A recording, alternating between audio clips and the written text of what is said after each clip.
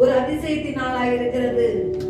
எப்பேற்பட்ட தேவையாக இருந்தாலும் அவர் நமக்கு ஜீவனுள்ள தேவனாய் இருக்கிறார். நாம் அவருடைய சமூகத்திலே ஆண்டவர் படைத்த வெற்றியின் நாள் என்று சொல்லி யாவரும் எழும்பி நின்று கரைகளை தட்டி அக்கம் பக்கம் இருக்கிறவர்கள் யாரையும் பார்க்காதுங்க. பாட்டு தெரியலையா, நீங்களும் அவரை எப்படி உங்களுக்கு ஆராதிக்க முடியுது அந்த விதமாய் ஆராதிங்க. கரைகளை தட்டுங்க. நாம் இந்த வேளையில எதையும் நினைக்க வேண்டாம். பக்கத்துல இருக்கவங்க பார்க்கலாம். இது நமக்கும் ஆண்டவருக்கும் உள்ள நேரம். ஆண்டவர் படைத்த வெற்றியின் நாளிலே ஜாகமழிவோம், அக்களிப்போம், அல்லேலூயா பாடிடுவோம் என்ற பாடலை நான் பாடுவோம். Yeah.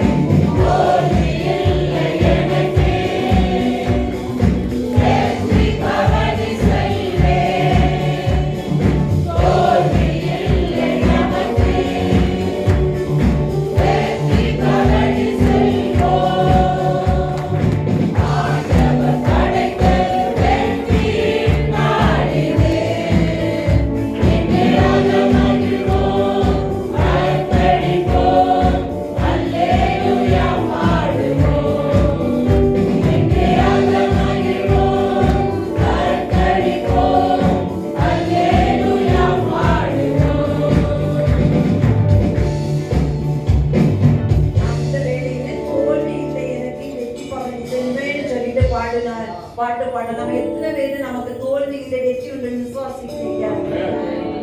நம்ம ஆண்டவர் நமக்கு எல்லாவற்றையும் தோல்வியை ஜெயமாய் மாற்றுகிறவர். நம்முடைய ஜெபத்தை அவர் கேட்கிறவராய் இருக்கிறார்.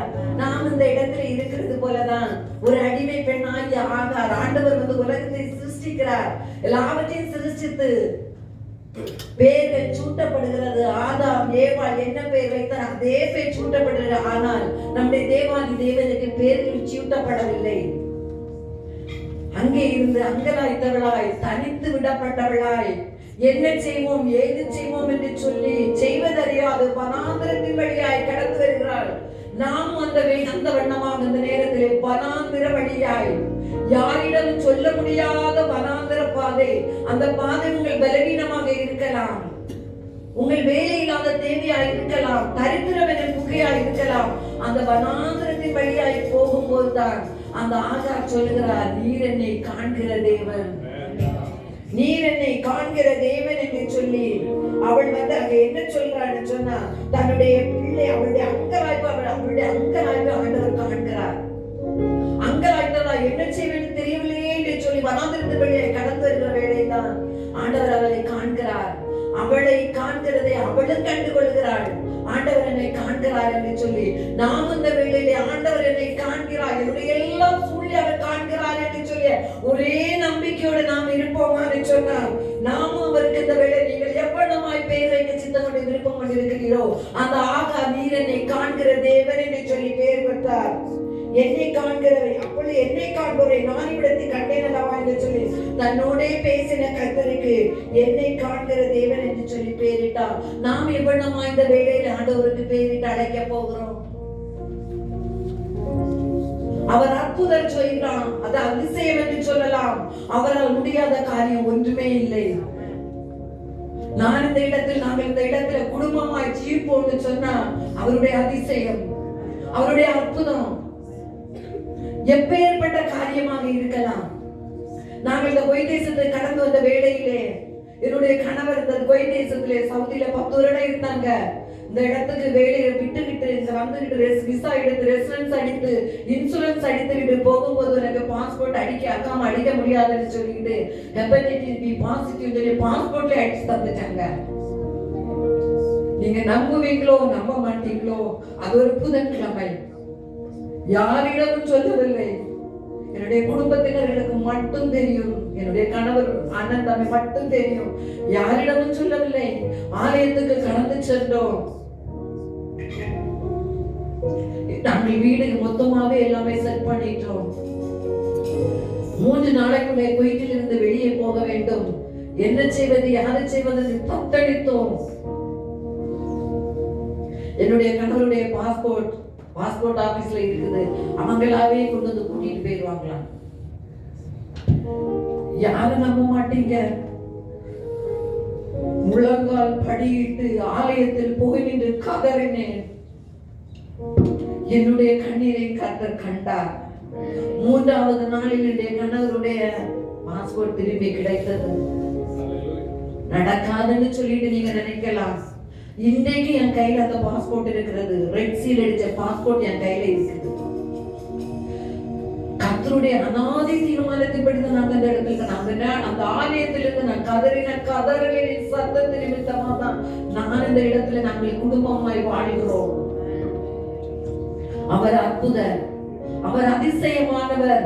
என்னாலே செய்யக்கூடாத அதிசயமான காரியம் ஒன்று உண்டோ என்று சொல்லி இருக்கிறார். அது எப்பேற்பட்ட தேவையா இருக்கலாம், உண்மையாய் அவரை கூப்பிடுவீர்களானால் அது எந்த தடையாக இருக்கலாம், அது எதுவாக இருக்கலாம், அவருக்கு எல்லாமே ஈஸி. அவரால் முடியாத காரியம் ஒன்றுமே இல்லை. நாம் இந்த வேளையில் அவருடைய வல்லமை நம்முடைய சரத்திலே அவர் நம்மை நிரப்பும்படியா, அவருடைய வல்லமை நம்முடைய சமூகத்தை கடந்து வரும்படியாய், அவருடைய கிருபை அவருடைய இரக்கம் நம்முடைய ஒவ்வொரு குடும்பங்களை கடந்து வருமையாய் ஊற்றிடுவே அவருடைய வல்லமை இந்த நாள் எங்கள் மேலே என்று சொல்லி நாம் பாடுவோம். யாரும் சும்மா இருக்காதுங்க. உண்மையாகவே அவர் இந்த இடத்துல பிரசன்னம் இருக்கிறது. கூப்பிடுகிற காக்கை குஞ்சிக்கு அவர் பதிலளிக்கிறவராதான் இருக்கிறார். அது எந்த தேவையா இருக்கலாம், அவர் நிறைவேற்ற வல்லவராய் இருக்கிறார். ஊற்றிடுமே உடைய வல்லமையை இந்த நாளில் எங்கள் மேலே ஊற்றிடுமே உடைய அக்கினியை சொல்லி நாம் பாடுவோமாக எல்லாரும் சேர்ந்து.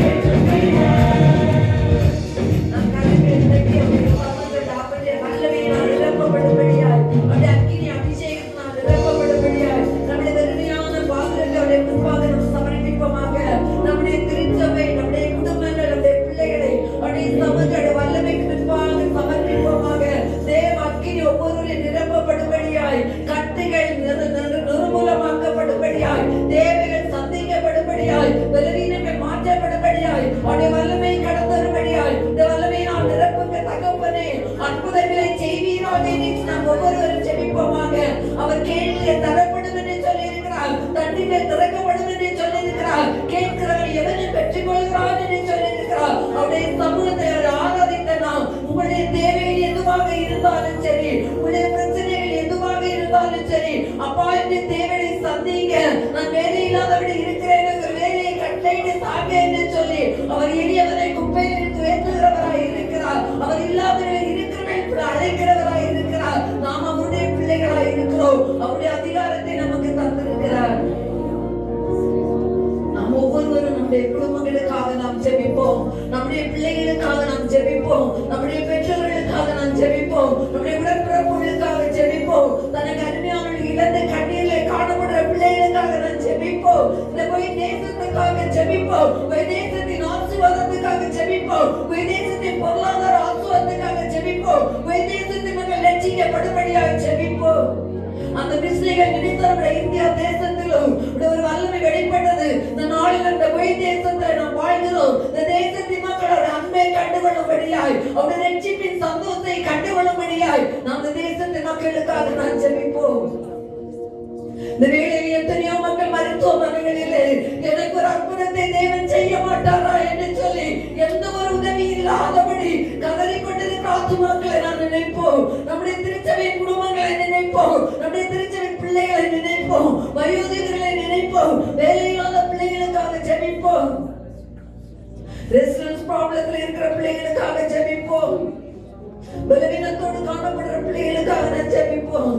அவர் அற்புதத்தை நான் திரளாய் செய்வேன் என்று சொல்லியிருக்கிறார். அவருடைய வல்லமை இன்றும் குறையவில்லை. நான் இருக்கிறவராய் இருக்கிறேன் என்று சொல்லுகிறார். அவர் இருக்கிறவராய் இருக்கிறார். வாக்குப்படினர் வாக்கு மாறாதவராய் இருக்கிறார். என் தேவன் தம்முடைய ஐஸ்வர்யத்தின்படி உன்னை குறைகளை நான் கிறிஸ்தியத்தின் மகிமையை நிறைவாக்குவேன் என்று சொல்லி வாக்குப்படி இருக்கிறார். அவர் சொல்லியும் செய்யாதிருப்பாரோ என்று சொல்லியிருக்கிறார். அவர் வசனித்தது ஒன்றும் தடைபடுவதில்லை. இந்த வேளையில நாம் அவருடைய சமூகத்திலே அவர் நமக்கு செய்த எல்லா நன்மைக்காக, அவர் நமக்கு செய்த எல்லா உபகாரங்களை நினைத்து பார்ப்போம். கடந்து வந்த பாதைகளை நாம் ஒரு விசை திருப்பி பார்ப்போமா? நாம் எந்த இடத்தில் இருந்தோம் என்பதை திருப்பி பார்ப்போமா? கடந்து வந்த பாதைகள், அவர் நம்முடைய வாழ்க்கையிலே செய்த நன்மைகளை நான் நினைத்து பார்ப்போமா? அவர் நம்மை எப்படிமாய் ஆசீர்வதித்திருக்கிறார். பூமியின் கடையாந்தரங்களில் இருந்த நம்மை, இதற்கும் தகுதியற்றிருந்த நம்ம இந்த இடத்திலே ராஜாக்களாய், ஆசாரியர்களாய், லேவியர்களாய், அவருடைய புத்திரர்களாய் இந்த இடத்திலே அவரை துதிக்கும்படியாய், சோதரிக்கும்படி அவரை வைத்திருக்கிறாரே. அவர் செய்த நன்மைகளுக்காக நாம் இந்த வேளையிலே அவருக்கு நன்றி செலுத்துவோமா? ராஜா, நீ செய்த நன்மைகள் அவை எண்ணி முடியாதையா. ஏறெடுப்பேன் நன்றி பலி, என் ஜீவனாலெல்லாம் நன்றி ராஜா, இயேசு ராஜா என்று சொல்லி அவர் நம்முடைய இருதயத்தின் ஆழத்தில் இருந்து அவர் நமக்கு செய்த எல்லா நன்மைகளை